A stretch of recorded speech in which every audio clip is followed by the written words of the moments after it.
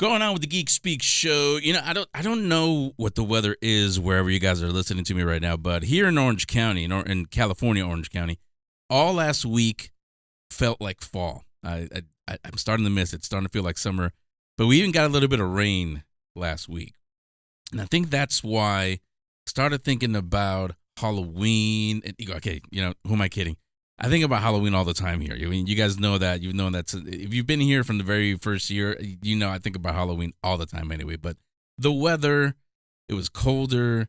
It got me thinking about spooky things, and that led me down a rabbit hole online. And that's how I discovered our next guest. John Ward is the author of the Scareville book series. That's a series of horror books for younger readers, younger as in, I'd say 8 to 14, 18 years old, young, if that makes sense. They can also be enjoyed by grown-ups, though. However, if you're one of those grown-ups that can't see yourself reading a kid's book, it's okay. You're in luck, because John's also written a horror novel just for you. Well, if you're a grown-up. It's called The Blackened Heart, A Blackened Soul. And the reason I wanted Shanclen to join me for this, John's also been on some paranormal investigations. Although I'm willing to bet not the way Shanclen does it. Because as we all know, the way he does it's a little unique, we'll say. Let's find out about everything as John Ward joins us now on the show. Welcome, John. How you doing? Hey, I'm good. Thank you guys for having me on. I'm really excited to talk with you guys today and talk horror and spooky things and all the good stuff. Yeah. Well, I'm gonna let Shanclen jump in and talk spooky, but before we get to that, let's start with the books. I'll start with Scareville because well, first talk about what they are. What's the Scareville series and who or what inspired them? Yeah, so great question. So Scareville is my basically modern rendition of Goosebumps. So as a kid, I loved reading Goosebumps. That was what got me into horror and reading and all that good stuff. And full transparency, I got away from reading and writing for a while after graduating high school because you're told, you either need to go to work or you need to go to college. There's nothing about pursuing your passions. So I got away from all that for a long time. Well, wait. Let me interrupt you. Yeah. Shanclen says something that I think you might wanna incorporate when people ask you that. Whenever I tell him, because he's not a big reader either, and he always says, "I was elected to lead, not to read." So it sounds cooler. You can tell people that when they tell them, "What do you mean you weren't reading around?" You can tell them that, and they're like, "Okay, I don't know what it means, but it makes sense." So if you want to steal it from him, I'm sure he'll say, "Yeah, go ahead, it's fine." I got you. So yeah, no, and then more or less I was out brainstorming. I always wanted to be a part of the horror industry and was out at a local park kind of racking my brains on what I could do to get into the horror industry. And as a kid and teenager or whatever, I was always told I was a good writer. And so I'm out at this park and just trying to figure out what I can do. And I turn around and I see this big library up on a hill, and I had my light bulb moment. I'm like, I'm going to write books. And then I thought back to how Goosebumps made me feel. And I'm like, I'm going to write, my own middle grade horror series similar to Goosebumps. And I had no idea that R.L. Stine was still writing those. He still is to this day. But my idea was I'm going to put a modern spin on it. So long story short, Scareville is a middle grade horror series similar to Goosebumps, but it's a little more plot driven, a little bit spookier, but still safe for readers of all ages. I've had kids as young as 6 buddy reading with their parents to adults in their 70s reading and enjoying it. So I just say they're for everybody now. Yeah, I mean, I was about to ask you, but I was going to ask you like, what to you, and before I say that, I should preface you guys watching us, listening to us, go and get the books, read them, you find out for yourself. But I was going to ask you, like I said, you kind of answered it. What does make your series Scareville? What makes it different from the Goosebumps? Yeah, so I mean, if anybody remembers Goosebumps, and if you go back and read them to this day, they don't age super well. So there's not. I guess the way I would say is it feels like it was written just in a different time, and it doesn't hold up as well. And I'm going to paraphrase one of my young fans. She said this. This is her words, not mine. But she says Scareville doesn't feel like it was written for idiots, and the reason she said that is because Goosebumps, the way the stories are written, they're not super plot driven. Which I should take insult to it because I loved Goosebumps as a kid. But anyways, but they're not as plot driven. So they're almost silly horror, whereas there's like real horror aspects to it. There's still some silliness and stuff, so it's all kid appropriate, but the scares come in a little bit heavier as well. but just yeah, more modern tropes, more modern stories, vibes, and just like I said, the plots and the characters are just a little more stuff to sink your teeth into versus a Goosebumps book. Yeah, I should tell everybody I haven't read one yet. I did order one; it's on the way. So as soon as I start, because I love finding new series. I don't know if you ever heard of a series called the Last Apprentice. I think there was a movie made out of it one time. It wasn't a good adaptation, but it was by Joseph Delaney, who he passed away. He's no longer with us. But actually, I won't tell you the whole thing about it. People probably know what I'm talking about. But the main character, his name is John Ward, which I think you would like that. It's all about him, and it's also it's for kids, tweens maybe. But if I've always said it's one of the scariest horror series I've ever read. They're really good. So it's kind of disappointing what they did with the movie. It starred Jeff Bridges and some other big names, but it wasn't the same. Like usually happens with adaptations. But so there's that. The reason why I'm saying that is your book. Again, I haven't read it. Is it gorier, I guess I'll say, or what makes it different than what like Goosebumps made? So no, there hasn't been any gore yet. And what I will say to Henry, is the first three books of the series I wrote before I ever got them published. So I didn't push the horror as hard in the first three books because I wasn't sure how kids would take it. I didn't want to write them and then all of a sudden I'm getting all these angry emails from parents and stuff. So I kind of held back the reins even a little bit more in the first three books. But once I started releasing those and wasn't getting any complaints, I started to really ramp it up a little bit more, up the stakes, add a little more tension and dread for younger readers. And now I think I've got it dialed in pretty well, but there's no gore. But one of the nice things about that is writing it in that fashion has taught me how to write quality horror stories without having to rely on the gore or the shocking stuff. So it really involves me having to build, big time atmosphere, filled dread with just descriptions and vibes and stuff like that. How many books now in the series? So 8 have been officially released for Scareville thus far. Book 9 comes out in a few weeks on June 26th. And then book 10 for the series will be coming out sometime this fall. I don't have a date for that one yet. Okay. Yeah. And for those of you wondering, if you haven't read it, I have a link on the show description. You guys can get it there. Now, like I said in the intro, there might be some of you thinking, well, I don't read kids' books. Okay. It's okay. We got you covered there.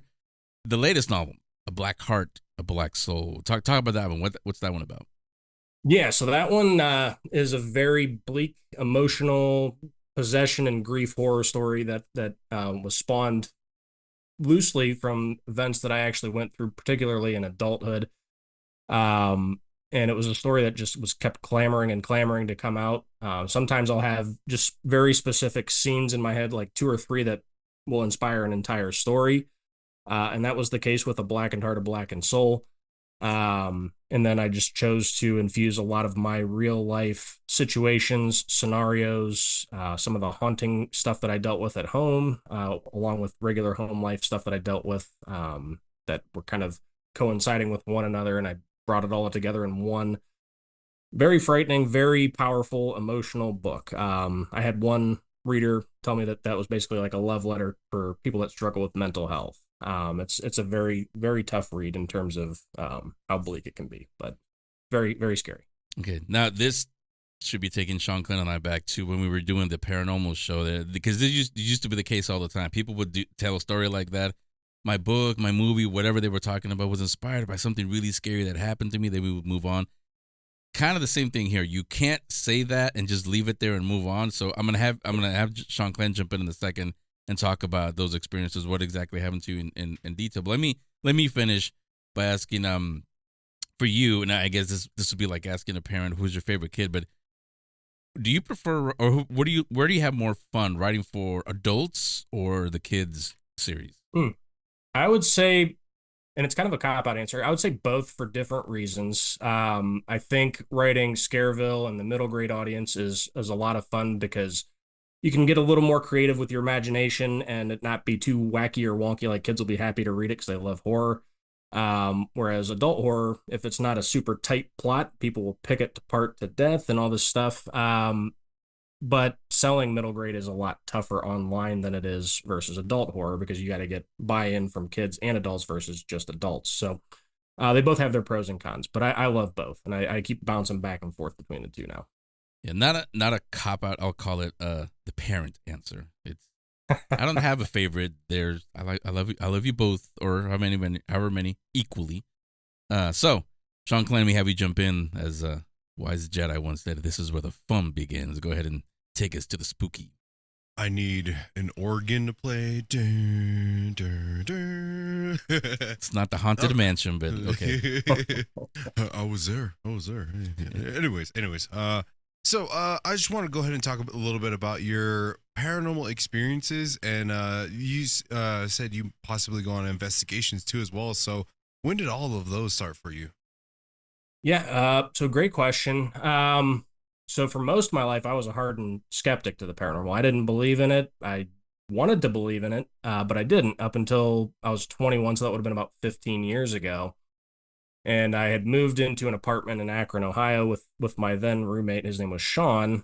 And he told me he had this spirit that followed him around everywhere he's ever lived and whatever. And me being the hardened skeptic that I was like, well, whatever. And I started doing what most skeptics do. I started running my mouth and saying he could come out and see me and just taunting and all this other, provocation and stuff. And needless to say, things started to happen that I could not explain away. Science could not explain away. And it left me feeling pretty shook. So that was back in 2011. That's where I started to become a believer in the paranormal. And then the movie The Conjuring came out in 2013 and made me realize, hey, like there's something to this. Like I could go out and hunt ghosts and, do paranormal investigating and all that kind of stuff. And that's kind of where I got my start in investigating. So That's awesome. Now, what's something that you try to look for when you go on to these investigations in these locations? well, I mean, that's a multifaceted answer. So first and foremost, I'm a big history buff. I love to learn the history of these buildings if they have accurate history. I'm sure, as you know as well as I do, some places like to embellish their history a little bit to make it scarier.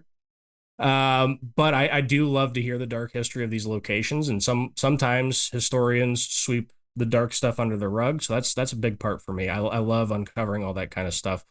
But what I look for is, I guess, just I use my body more than anything. My body, and I like doing more divination style tactics, dowsing rods, and I've used Ouija boards, and just anything that uses my body as a tool, because at the end of the day, I trust myself and what I feel versus some electronics, and sometimes they can coincide with each other, but I definitely trust what I feel more than something beeping in a corner telling me something might be there.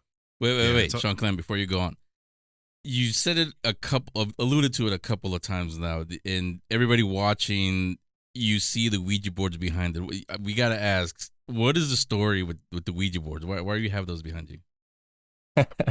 Yeah, so I just honestly collected Ouija boards because I have a whole room here dedicated to creepy vintage antiques. Some people collect horror movie memorabilia, and I do to an extent, but most of what I collect is just creepy antiques from antique stores that people, maybe didn't have the respect for or want to keep around anymore. And Ouija boards became a part of that. And ironically, I chose to collect 13 of them and stop there, just to be kind of ironic. So. Yeah, most people are scared when you hear Ouija boards. No, I don't want nothing to do with it. I mean, I know you started as a skeptic, kind of a skeptical believer, I guess would be a way to describe you now. But even with the things you saw happen, you're not afraid to have those Ouija boards there? No, and in my beliefs and everything like that, and theories I have, I think it's just equipment, no different than if someone's using a dowsing rod or one of their, like a REM pod or whatever. That's just a device that's used to communicate. It's the same thing with the Ouija boards. If I was going to be a dark, malevolent spirit, I'm not going to attach myself to a piece of wood or a piece of plastic and say, this is where I'm going to hang out forever and hope that that I'm going to be able to scare people. But they can open doorways because you never really know who you're communicating with, right? So, and I've heard some different theories too, that it's your brain subliminally making the answers and stuff, and that could be. My only thought is, how did two different people have the same thought at the same time and push it to the same letter? I don't know. That's my counter argument to it, but yeah. Well, I just had to bring that in. I don't know if Shanclen was going to ask or not, but I think he was going somewhere else. So I said, I'm sure people who are watching, they see them behind, they're asking, so I had to bring up the Ouija boards. But go ahead, Shanclen, go ahead, jump back in. Okay, so reeling it back in. Going back to some of your investigations that you've had, what is one of the biggest impressions that you got during the investigation? Like the event that was stuck in your mind from an investigation that you just cannot believe happened to you? There's a couple. I could give a couple different answers for this if that's okay. So one of them, I don't know if you've ever heard of the Monroe House in Hartford City, Indiana, or not. That's been notoriously called the quote unquote a demon house. Not the one that Zach Bagans or whatever filmed that, but it's been called a demon house or whatever. I do think that there is something dark and malevolent there. I named him Greyface, which for anybody that reads my adult horror novel, they will see, a Greyface like creature ghost appear in that as like a manifestation. But that I had some really funky experiences there. There was one time we were doing a live stream on Facebook, me and some friends, and I don't remember exactly what happened, but I know I blacked out during it. And I wound up cussing out some old lady that was talking or typing into the chat or whatever. I cussed her out. And then the next thing I know, I'm being escorted out of the house, and I had to get my head clear. Later that night, I've never seen anything like this, but we were back inside after things had calmed down. I was good after that point. And we hear what sounds like rain, and it had been a hot, muggy summer day, and we hear what sounds like downpouring rain. So we go outside, and there's just millions of bugs just flying into the house. There's ants crawling all over the ground. And me being a natural, curious person, I went down to the neighbor's house hoping I wouldn't get shot, but I went down there was no bugs. No bugs. So it was just that house. Those are a couple of things that really stuck with me. And then we had filmed a documentary, which I don't think is available anymore, but we went to this place in Vermont called Wilson Castle, and we didn't include this in the documentary, but we had done, the Estes method. We did two of them at once. We had one person upstairs, one person downstairs to see if we were getting different answers, same answers, that sort of thing, and testing it out. And the spirits there had brought up the fact that my now ex-wife, she was my wife then, had lost a child because we had experienced so but they brought that up, and nobody else there even knew about it. It was just an answer that came through. Basically they said that she was pregnant, and they were referring to my now ex-wife. So that was a pretty emotional moment that really stuck with me, because how would they know that? One, two, none of our friends that were there knew about it either. We kept that very close to us, but yeah, they like to get in the feels for sure. Yeah. Punch you where it hurts, that's for sure. Those are very interesting incidences that happened to you. So now, my final question that I have for you: what would be your place you would want to go to investigate if you could? There's so many, and it also depends too if legally, like if I could have the whole place to myself for a night. I think Alcatraz out on the West Coast by you guys would be really, really cool if you could actually get permission to be there by yourself for a night. That would be probably up there for me. Or this place called the Ancient Ram Inn over in England, I think would be cool. That'd be cool. I believe if we ever get an investigation at Alcatraz, me and Henry's son are just going to be running around because we played that on Call of Duty so many times. I love that. Yeah, no, I can tell you with Alcatraz. I used to live in San Francisco. We're in Southern California now, but I used to live in San Francisco, right by Alcatraz. There is not a lot of people know this, but I'm sure professional investigators know, because you have to get permission. Everybody knows about the tours. So there's the Alcatraz that is open to tourists, and that includes inside the cells. They let you experience what it was like being in the cells. I don't know if they still do, but I remember when I was a little kid and we went, they put us in what do you call it? Isolation, whatever that's called. The solitary. Solitary, yeah. They put you in they literally lock you in the cell. It's pitch black, nothing there. So I've read. I'm sure a lot of listeners have read stories about some of the prisoners said that they would lock them in that, or they would see red eyes, or they would get scratched. Being in there, experiencing it just for a few seconds. They don't leave you there for a long time. Just a few seconds. Imagine being there for a long time. Yeah, I'm not saying they were imagining things, but with everything that goes on in there, that was in there, I can imagine some entities being in there also. But what I was saying about Alcatraz, that's the public side, the tour side. Then there's another side of Alcatraz that they don't let the public go there, and the reason why is because of what you're talking about.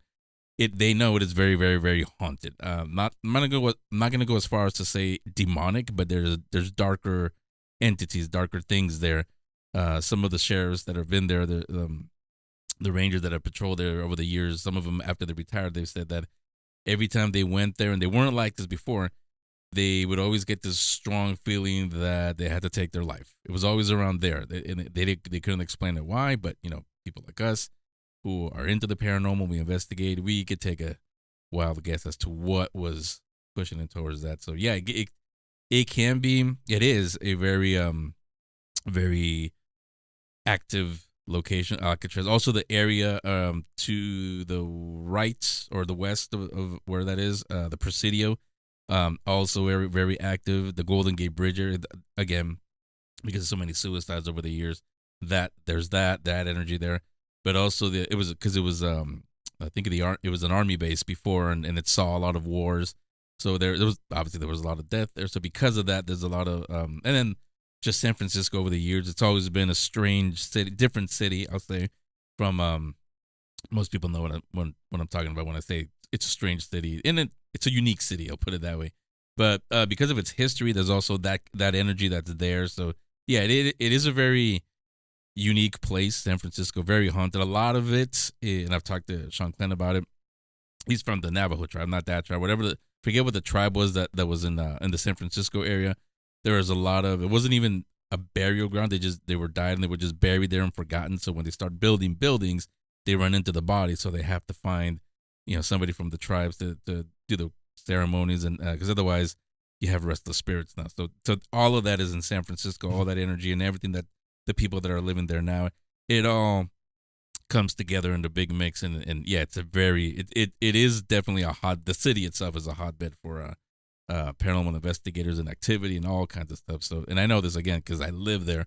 So whenever somebody says I want to go to San Francisco, I say, yeah, you'll have fun there. No, stay for a week. You'll find a lot of stuff. There's Winchester Mystery House also. It's in San Jose, not in San Francisco, but that's another place that weird, yes, but a lot of activity there too.